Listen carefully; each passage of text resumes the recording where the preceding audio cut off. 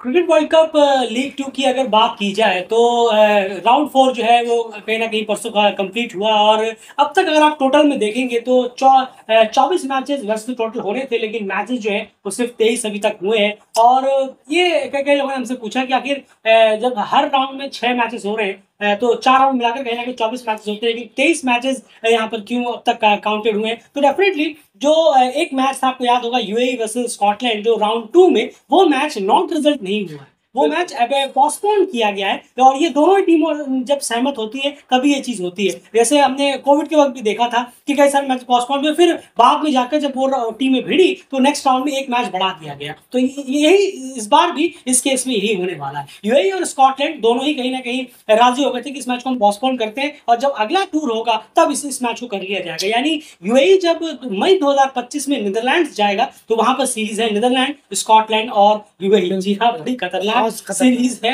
UAE का क्या हाल होगा वो तो उसी वक्त पता चलेगा। लेकिन अभी अगर बात करें तो वहां पर यूएई नीदरलैंड स्कॉटलैंड से खेलेगी, यानी दोनों से दो मैचेस खेलना है जैसे कि रूल है। लेकिन वहां पर स्कॉटलैंड से वो 3 मैचेस खेले, 2 मैच वैसे जो कि उस राउंड में होने और एक मैच जो राउंड 2 में छूटा था वो मैच वहां पर वो कंप्लीट हो जाएगा। तो कुल मिलाकर एट द एंड वो मैच जो है वो कवर अप हो जाएगा। ये बात हो गई कि आखिर ये 24 और 23 का क्या मामला है।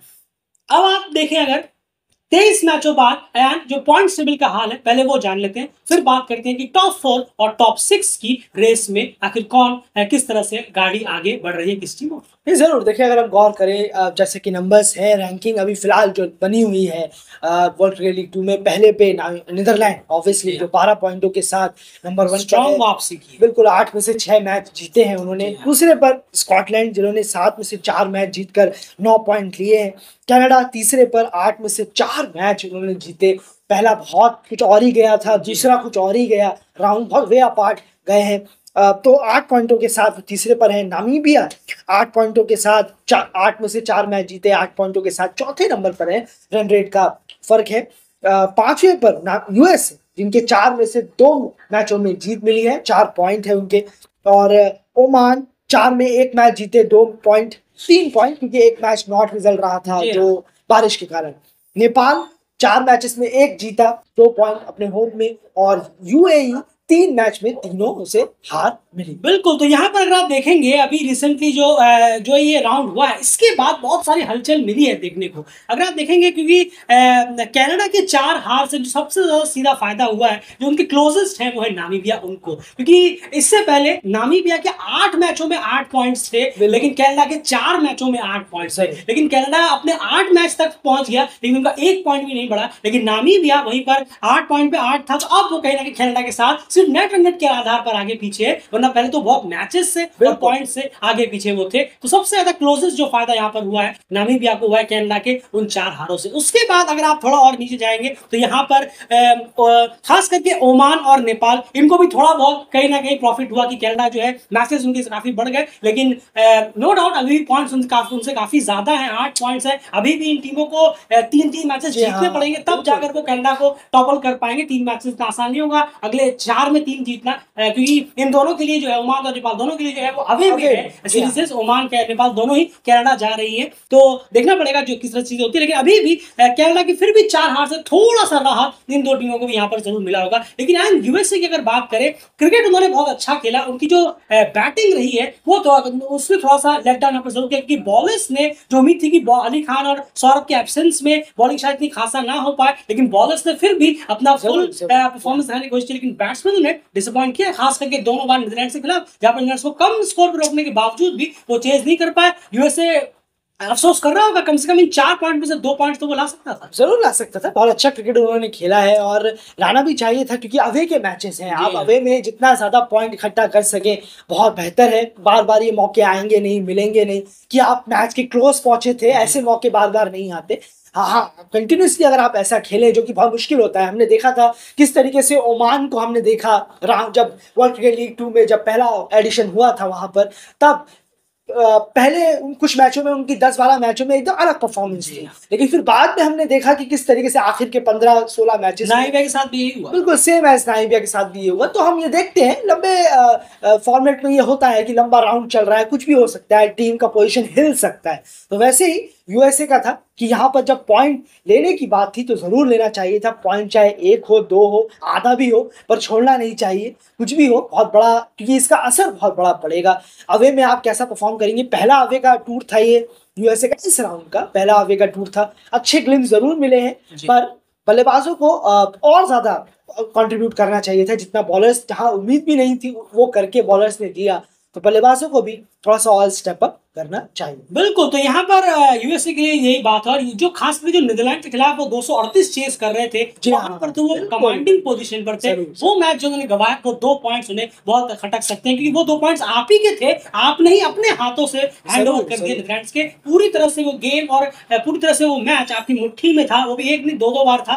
लेकिन आपने दोनों बार उस मैच को रिलीज किया, यानी मैच को रिलीज किया, यानी 2 पॉइंट्स भी आपने रिलीज किए। चलिए अब यहाँ पर मैं नंबर 1 नंबर 2 की जंग के बारे में आपसे बात करना चाहूंगा। नीदरलैंड स्कॉटलैंड दोनों टॉप 2 में इस वक्त बने हुए हैं, और बिल्कुल भी हैरानी नहीं होती, ये दोनों आपस में शायद हमें ऊपर नीचे करते हुए दिखे आगे वाले वक्त पे भी, एंड तक भी। लेकिन आपको क्या लगता है कि अभी रिसेंटली अभी जितना आपने क्रिकेट देखा, दोनों का ही लगभग 8-8 मैचेस हमने देख लिए, एक नॉट रिजल्ट था, एक अभी शॉर्ट में होना बाकी है यूएई के साथ। क्या लगता है आपको, नीदरलैंड और स्कॉटलैंड में बेहतर क्रिकेट किसने दिखाया? आपको क्या लगता है टॉप 2 में से नंबर 1 पर कौन बना रह सकता है? का अभी लंबा वक्त है, लेकिन मैं ये कहूंगा कि अगले 2-4 राउंड तक कौन नंबर 1 की गद्दी पे बने रह सकता है, नीदरलैंड या स्कॉटलैंड? जो भी आपने क्रिकेट देखा, नीदरलैंड के प्लेयर्स एब्सेंस में भी उन्होंने क्रिकेट खेला, स्कॉटलैंड ने भी अपने घर में टॉप क्रिकेट खेला, लेकिन यूएई में वो स्ट्रगल करते हुए नजर आए। नहीं जरूर, देखिए अगर आप देखेंगे तो ये अवे का ही चैलेंज रहेगा जी हाँ। तो अवे में कौन बेहतर करता है, अवे से यहाँ खासकर मुराद है कि एशिया में कौन ज्यादा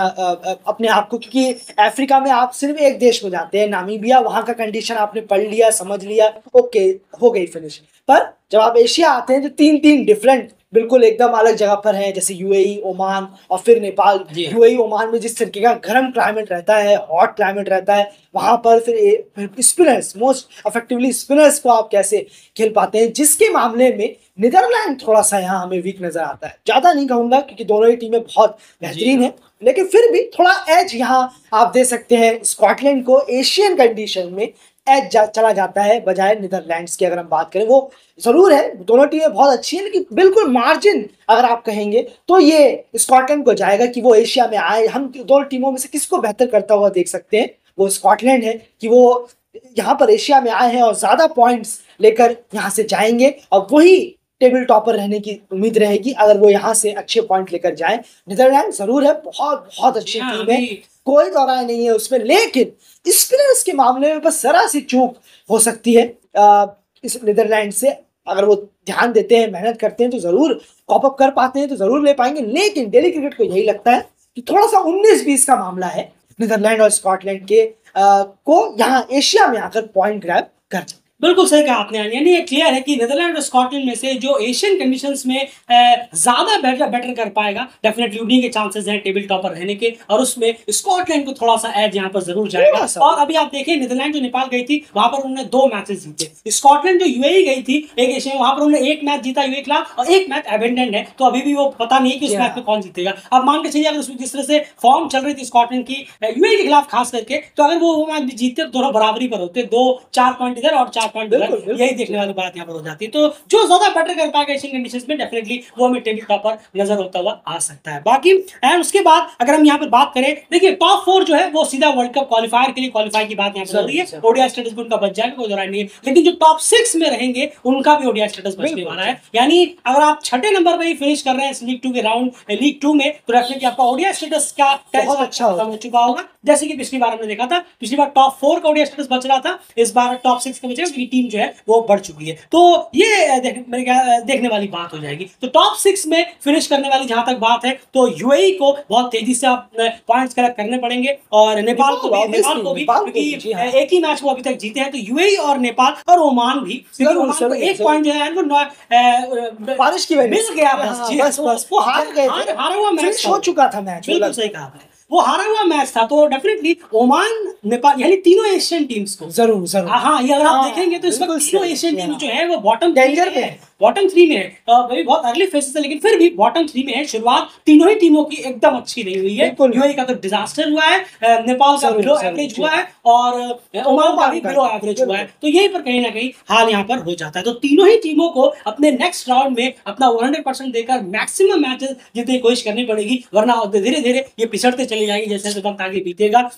अब यहाँ पर 4 मैचेस हैं, फिर 8 हो जाएंगे, फिर 12 हो जाएंगे। बिल्कुल, अब आप बढ़ते देखेंगे चले कि आखिर कब जीतेंगे। तो ये थोड़ी सोचने वाली बात यहाँ पर हो जाएगी। तो कुल मिलाकर ये बात है, टॉप 4 सीधा world cup ODI world cup qualifier में पहुंचेंगी। वहां पर इनका ओडीआई स्टेटस बच चुका होगा, और वहां पर वो ऑलरेडी क्वालिफाई कोशिश करेंगी कि ओडीआई वर्ल्ड कप 2027 में पहुंचे। उसके बाद अगर आप देखें टॉप 6 तक जो टीम फिनिश करेंगी, यानी 5वें छठे पे उनका भी ओडीआई स्टेटस बच जाएगा। लेकिन उन्हें अगर वर्ल्ड कप क्वालिफायर में पहुंचना है तो उन्हें क्वालिफायर प्लेऑफ में जाना पड़ेगा, और 7 और 8 उनका ओडीआई स्टेटस डेंजर में रहेगा।